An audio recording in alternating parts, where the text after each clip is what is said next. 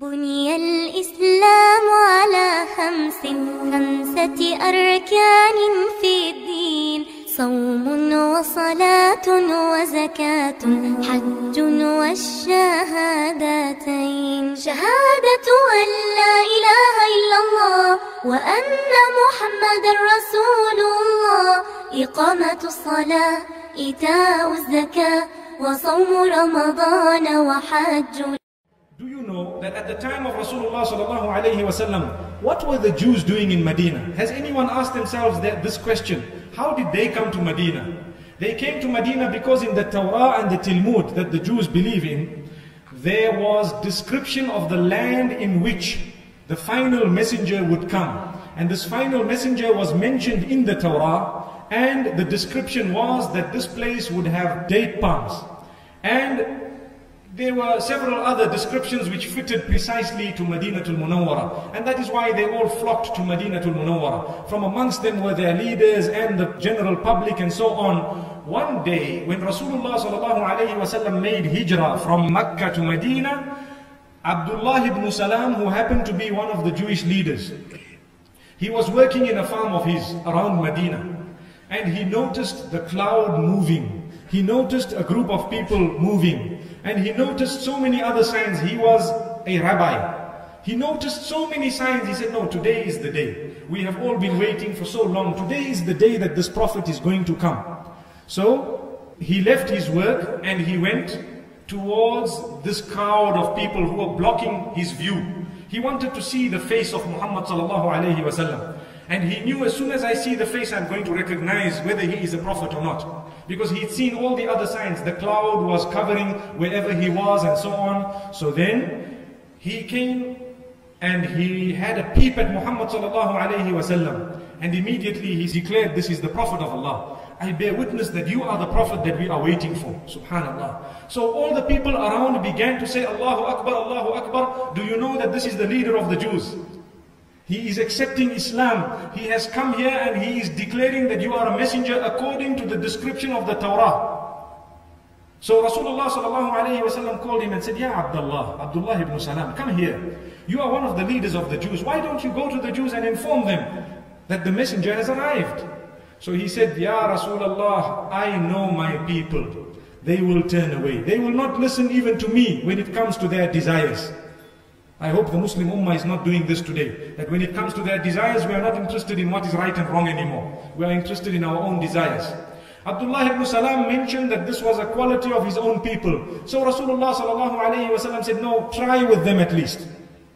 So Rasulullah sallallahu alayhi wasallam made Abdullah ibn Salam go behind the wall, and the Jews were called of Medina. And he asked them, who is Abdullah ibn Salam? They said, he is our leader and the son of our leader. He is the most honest from amongst us and the son of the most honest. He is one of our champions and the son of the champion. He is a brother and the son of a brother. So Rasulullah sallallahu alayhi wasallam said, what if I were to tell you that he accepted me as a prophet? They said, that is impossible. We don't even want to discuss that because it cannot happen. So Abdullah ibn Salam emerged from the back and said, Inni ashhadu an la ilaha illallah wa ashhadu anna Muhammadan abduhu wa rasuluh. Immediately all the congregation who were there from amongst his people began to say, he is the liar and his father was a liar. He is a cheater and his father was a cheater. He is the worst and his father was the worst. And Abdullah ibn Salam looked at Muhammad sallallahu alayhi wasallam and told him, do you know, didn't I tell you, I know my people better than anyone else. So then what had happened, Banu Qurayza and Banu Nadir, these are the two clans of the Jews whom Abdullah ibn Salam had belonged to. They did not talk to Abdullah ibn Salam and the few who had accepted Islam with him. They didn't want to sit with them. They didn't want to associate with them. There was no intermarriage even between their children or even themselves. Absolutely no form of communication between them and their own people. So this used to touch them in their hearts. So they came to Muhammad sallallahu alayhi wasallam and complained. Abdullah ibn Salam himself said, oh Muhammad sallallahu alayhi wasallam, ever since we have accepted Islam, these people don't talk to us. They don't want to associate with us. They don't want to sit with us. They don't want us to intermarry in any way whatsoever. And we don't have any friends now. Jibreel alayhi salatu wassalam came down with verses. إنما وليكم الله ورسوله والذين آمنوا الذين يقيمون الصلاة الذين يقيمون الصلاة ويؤتون الزكاة وهم راكعون. Abdullah ibn Salam and the group, don't worry at all. Don't worry that you don't have friends. Your friend is Allah. Your friend is Muhammad sallallahu alayhi wa sallam. Your friends are all the believers, those who establish salah and those who give zakah whilst they are in ruku'. Subhanallah. He was so comforted with this, and he always used to say, Subhanallah, Allah has befriended me. Allah has befriended me. I complained I didn't have friends. What happens to us today? We decide to become a little bit religious. Sometimes a person becomes slightly religious. Some of his own or her own family members excommunicate them. Don't worry, Allah is your friend. Don't worry, Muhammad sallallahu alayhi wa sallam is your friend. Don't worry, the believers are your friends, inshallah. May Allah comfort us as well.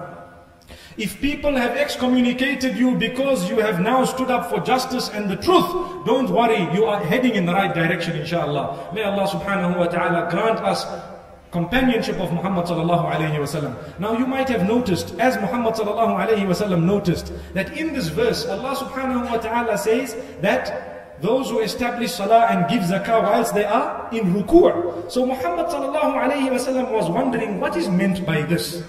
As he walked out, he saw a beggar. He was going towards his masjid and he saw a beggar. And on one side he could see his masjid. And he could see some of the companions who were standing in salah, some of them were in ruku' and so on. So he asked this beggar, because he knows that zakah is to do with giving.